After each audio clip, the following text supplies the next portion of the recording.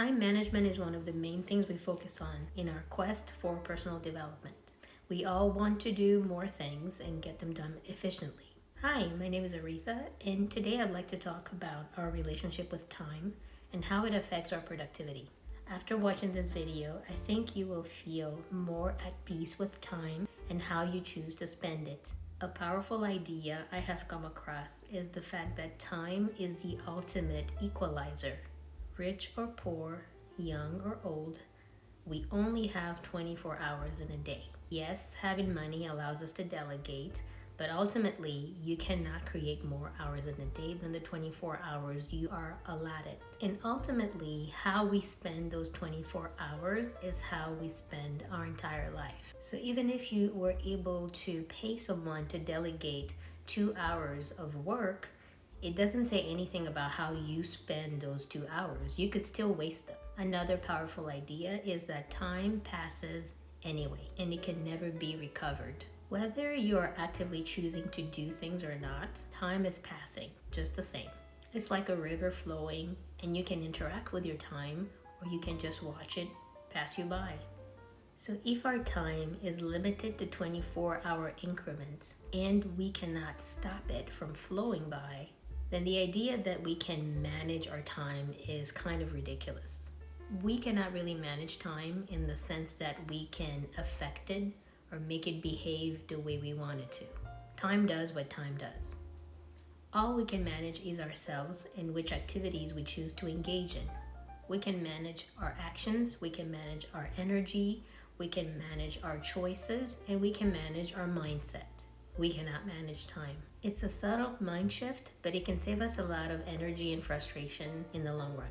So here are 3 empowering ideas that can help us make the most of our relationship with time. The first idea is that you have enough time for what matters.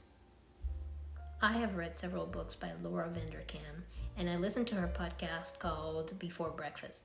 And what I like about Laura's perspective on time is that she frames it through the perspective of abundance. She is a proponent of tracking your time so you can see how much of it you really have.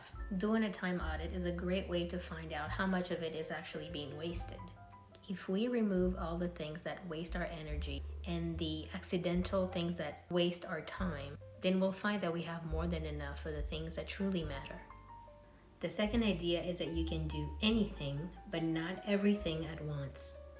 Think of your life in seasons. You can do things sequentially.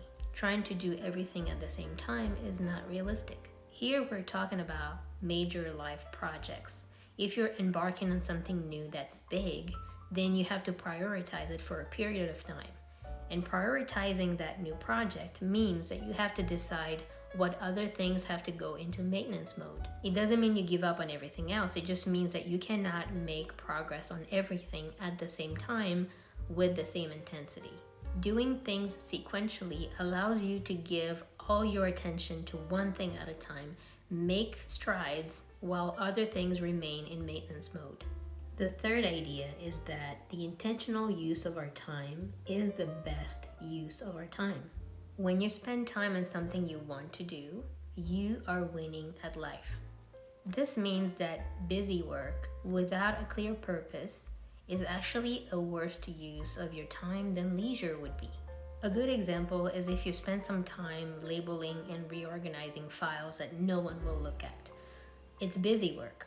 You're active, so you might feel productive, but in the grand scheme of things, it is pointless. It is truly a waste of your time. Similarly, if you scrub your floors daily, you might be wasting your time, unless you have toddlers who are trying to crawl or some other reason why your floors have to be impeccable. It doesn't really serve you to spend so much time polishing something that is probably fine the way it is. The idea here is that spending time on the things that matter to you and the things you actively chose to do is the secret to living an intentional life. Even when it comes to leisure, you have to be intentional. If you are resting and not doing anything, let it be intentional. Scrolling through your phone is a passive activity. It doesn't really help you recharge, and it doesn't really qualify as true leisure. Leisure requires a certain amount of intentionality. Going out to meet a friend for coffee because you want to catch up and see how they're doing is an intentional activity. It doesn't accidentally just happen.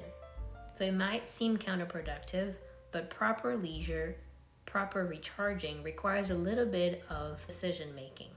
When we stop making time our enemy, everything feels a little bit lighter and easier. It's the difference between floating down the stream and trying to swim up the current.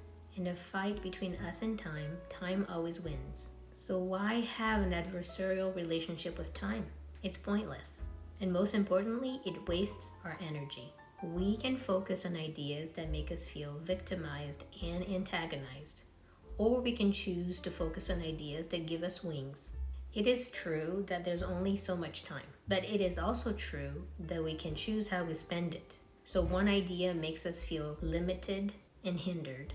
The other one makes us feel empowered. While both ideas are true, it doesn't benefit us to focus on the one that makes us feel stuck. It's a lot more useful to focus on the one that gives you a reason to stand up and do something. Please take a moment to give me a thumbs up on this video and subscribe to my channel. If you like this video, you will probably enjoy my video on overcoming productivity obsession.